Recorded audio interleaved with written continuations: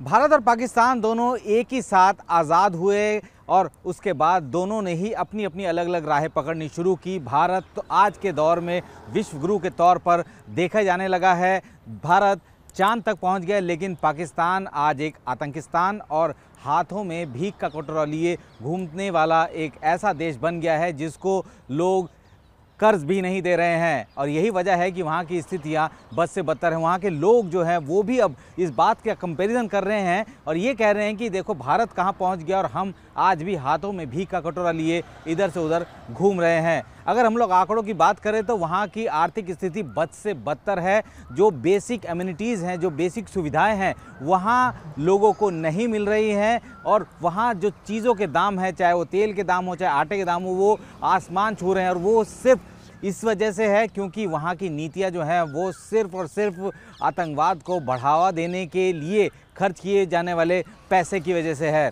सेना के ऊपर खर्च करने वाला अगर अमाउंट हम देखें कि अगर उनके बजट में सेना के लिए जो पैसा रखा गया है, यानी जो डिफेंस का बजट रखा गया है, वो पूरे बजट का तकरीबन 13% से ज़्यादा है। और इस तरीके से वहाँ के आम लोगों के ऊपर जो दबाव बन रहा है, और यही वजह है कि दबाव के चलते अब वहाँ जो नई सरकार बनी है, नवाज शरीफ के भाई जो कि शहबाज शरीफ जो दूसरी बार प्रधानमंत्री बने हैं, वहाँ पे अब वो दुनिया भर में घूम रहे हैं। हालांकि थोड़ी सी राहत की खबर ज़रूर है। IMF ने उन्हें $1.1 बिलियन का जो लोन है उसको जो है मंजूरी दे दी है। और अब हो सकता है कि कुछ दिन और उनकी जो गाड़ी है वो चल सके। लेकिन अगर मतलब आंकड़ों की बात करें तो पाकिस्तान के ऊपर अगर विदेशी कर्ज की बात करें तो $130 बिलियन विदेशी कर्ज है। और उनके पास जो खुद बाहर से सामान खरीदने का जो पैसा, यानी कि विदेशों से आयात करने के लिए जो रकम बची है, वो तकरीबन $8 बिलियन के आसपास है। तो ऐसे में लगातार उसका विदेशी मुद्रा कोष घट रहा है। उसके पीछे कई सारे फैक्टर हैं, एक एक करके ये फैक्टर समझाने की कोशिश करते हैं। सबसे बड़ी बात, सबसे पहला फैक्टर ये है कि जिस तरीके से पाकिस्तान ने लगातार आतंकवाद को सपोर्ट किया, समर्थन किया, उसी के चलते FATF ने उसको लंबे समय तक ग्रे लिस्ट में रखा, जिसकी वजह से दुनिया के तमाम बैंक जो है उसको फंड करने से बचते रहे। लेकिन 2022 में FATF की ग्रे लिस्ट से बाहर आने के बाद उसके लिए पाकिस्तान के लिए एक बेहतर समय था कि वो अपने आप को अच्छे तरीके से प्रोजेक्ट करे, लेकिन वो ठीक तरीके से प्रोजेक्ट भी नहीं कर पा रहा है। IMF ने $1.1 बिलियन जो की रकम जो है वो देने के लिए मंजूरी दे दी है। उसको मिला के तकरीबन $3 बिलियन का कर्ज IMF ने अब तक उसको दिया है जब से वो FATF की ग्रे लिस्ट से बाहर आया है। और ये धीरे धीरे प्रेशर बिल्डअप हो रहा है। पाकिस्तान के पास पैसा भले ही आए, लेकिन जो कर्ज है उसको चुकाना बहुत ज़रूरी है। जो नीति है, जो नीयत है, वो सबसे बड़ी चीज़ है। और अब वहाँ के लोगों की जो बद से बदतर हालत है वो किसी से छुपी नहीं है। और वहाँ जो इकॉनमी जो गिर रही है वो सिर्फ इसी वजह से गिर रही है क्योंकि वहाँ के लोग अपना घर चलाने के लिए किस तरीके से किन चीज़ों पे लिप्त हैं। यानी कि अगर हम लोग बात करें फेक करेंसी की बात करें और साथ ही जो है तेल और सोने की तस्करी, उसका अगर आंकड़ा देखा जाए तो तकरीबन हर साल पाकिस्तान को $23 बिलियन का नुकसान उठाना पड़ता है सिर्फ और सिर्फ इस तरीके के इलीगल ट्रेड की वजह से। और इलीगल ट्रेड होते क्यों हैं? इलीगल ट्रेड इसलिए होते हैं क्योंकि वहाँ की सरकार उनको खाने पीने और बाकी चीज़ों की ज़रूरत की चीज़ें भी जो है उनको मुहैया नहीं करवा पा रहे हैं। और इसी वजह से वहाँ की स्थिति बहुत ज़्यादा बद से बदतर है। वो लगातार अपनी फ़ौज को मजबूत ज़रूर कर रहे हैं, लेकिन जो आम लोग हैं उनको मजबूती देने के लिए पाकिस्तान के पास कुछ भी नहीं है। अगर हम लोग मौका परस्ती की बात करें तो पाकिस्तान से बड़ा मौका परस्त देश आज तक शायद ही कोई इस दुनिया में हुआ हो, क्योंकि उसने जब से बना, यानी 47 में जब आज़ादी हुई, पाकिस्तान अलग बना, भारत अलग बना। और उसके बाद पाकिस्तान ने 50 के दशक और 60 के दशक में कम्युनिस्ट से लड़ने के लिए अमेरिका से खूब सारा पैसा लिया। उसके बाद 80 के दशक में ज़बरदस्त तरीके से पैसे लिए गए सोवियत संघ को हराने के लिए, और वो पैसा सऊदी और अमेरिका की तरफ से दिया गया। 9/11 के बाद जब अमेरिका ने आतंकवाद के खिलाफ एक बड़ा ऑपरेशन अंजाम दिया और तकरीबन 20 साल तक वो अफ़गानिस्तान में ऑपरेट करते रहे, तो जितनी भी रसद उस रास्ते से जाती थी, अफ़गानिस्तान में अमेरिकन्स को जाती थी, वो सारी की सारी कराची पोर्ट से होते हुए, लैंड रूट से होते हुए वहाँ तक पहुँचती थी और उसका एक एक पाई उसने लिया। और अब जब वहाँ से वो जा चुका है तो जाहिर सी बात है कि उसकी दुकान, उसकी अर्थव्यवस्था डगमगानी लाजमी थी। लिहाजा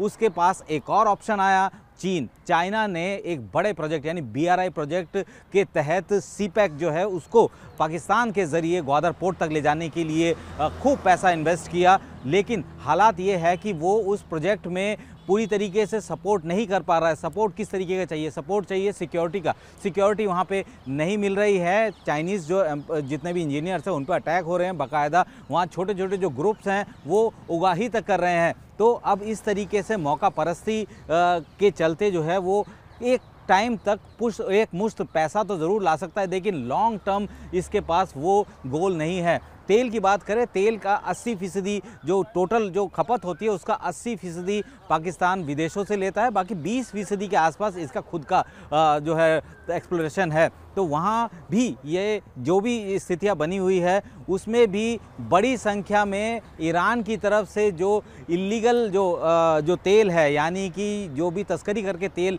लाया जाता है वो वहाँ बिक रहा है। तेल जो है, जो अभी फ़िलहाल मौजूदा तेल की कीमत है, उस तेल की कीमत के हिसाब से अगर हम लोग बात करें, ईरान से जो स्मगल किया हुआ तेल आता है उसकी बात करें तो 40 से 50 रुपये का अंतर है।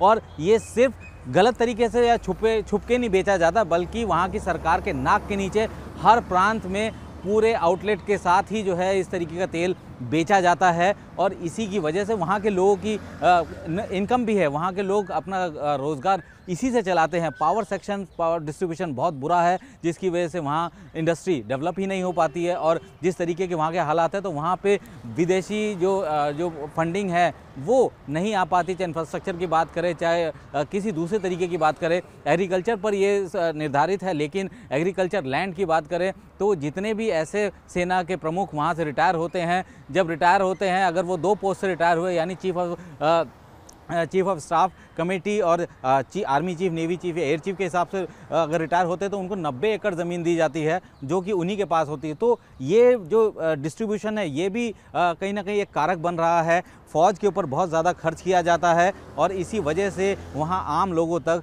कोई भी चीज़ें नहीं पहुँच पाती। लेकिन सबसे बड़ा सवाल यही उठता है कि जब आज की तारीख में जिस तरीके से इस साल की शुरुआत तक ईरान और पाकिस्तान आपस में भिड़ रहे थे, सडनली ईरान के राष्ट्रपति पाकिस्तान दौरे पे आते हैं, वहाँ रुकते हैं, 3 दिन तक वहाँ रहते हैं, उसके बाद वो तमाम ऐसी बातें करते हैं, साथ ही $10 बिलियन तक अपने अगले 5 साल में अपने जो व्यापार है उसको बढ़ाने की बात करते हैं। सबको पता है कि अगर ईरान के साथ, जिसके ऊपर दुनिया भर के सैंक्शन लगे हुए हैं, अगर उसके साथ कोई भी देश जाता है तो उसका खामियाजा उसको भुगतना पड़ता है। लेकिन अब जब IMF ने फ़ंड रिलीज़ करने की बात की है तो ऐसे में अमेरिका ने किसी भी तरीके का वीटो नहीं लगाया, अमेरिका ने किसी तरीके का ऑब्जेक्शन नहीं लगाया। उसके पीछे सबसे बड़ी वजह है कि पाकिस्तान को पता है कि जियो स्ट्रेटेजिक जो लोकेशन है उसकी वो इतनी इम्पॉर्टेंट है और उसका फ़ायदा वो हमेशा से ही उठाता आया है। और अमेरिका को भी पता है कि अगर एशिया में अपने आप को मजबूत रखना है तो इस तरीके के छोटे देशों को अपने साथ रखना पड़ेगा। हालांकि अभी अमेरिका वहाँ पे नहीं है, लेकिन ज़रूरत अगर पड़ी तो वो फिर वहाँ जा सकता है, क्योंकि उसको पता है पाकिस्तान के सामने पैसा फेंकेंगे तो वो सारी सुविधाएं देंगे। तो अमेरिका ने IMF में किसी भी तरीके की कोई लोन डिस्ट्रीब्यूशन को लेकर कोई भी बात उसने नहीं रखी, किसी भी तरीके का वीटो नहीं लगाया, जबकि हाल ही में ईरान के साथ उसकी दोस्ती बनी। तो इतना तो कह सकते हैं कि पाकिस्तान की जो भी फ़िलहाल मौजूदा हालात है वो इस पर टिकी हुई है कि अगर, क्योंकि वहाँ स्थितियाँ ऐसी नहीं है कि वहाँ पे बहुत ज़्यादा जो है, क्योंकि उनके पास इतना कर्ज़ है, $130 बिलियन का कर्ज़ है, उस $130 बिलियन को चुकाना भी है। तो ऐसे में अगर उनकी, और वहाँ पे लोग टैक्स पे नहीं करते हैं, इलीगल काम में ज़्यादा जाते हैं, जिसकी वजह से $23 बिलियन तो हर साल उनका राजस्व का नुकसान हो जाता है, विदेशी मुद्रा जो है उसकी जो है कम हो जाती है। तो इसकी वजह से वहाँ की स्थितियाँ ऐसी बनी हुई है कि ना चाहकर भी पाकिस्तान के प्रधानमंत्री इधर उधर दर दर भटक रहे हैं। IMF के चेयरपर्सन है, उनसे मुलाकात की, उसके बाद ये फ़ंड रिलीज़ हुआ। तो माना ये जा रहा है कि अगर हालात ज़मीन पर नहीं सुधारे, नीतियाँ पाकिस्तान को ने अपनी नहीं सुधारी, तो वहाँ के लोगों के हालात तो ख़राब होंगे ही। पाकिस्तान दुनिया भर में सिर्फ दो तरीके के लिए जाना जाने लगेगा, और जिसमें से एक तरीका है कि वो हाथों में भीख का कटोरा लिए अपने अर्थव्यवस्था को बचाने के लिए दूसरे देशों के पास, वर्ल्ड बैंक के पास, IMF के पास जो है वो जाता फिर रहा है। और दूसरा कि वो आतंकवाद को जिस तरीके से मदद कर रहा है, पाल रहा है, पोस रहा है, जिसकी वजह से ही FATF ने उसे ग्रे लिस्ट में डाला था, वो एक अपने आप में ही एक नज़ीर है कि पाकिस्तान इन दो चीज़ों के लिए ज़्यादा जाना जाता है, बाकी उसके पास खूबी के नाम पर कुछ भी नहीं है।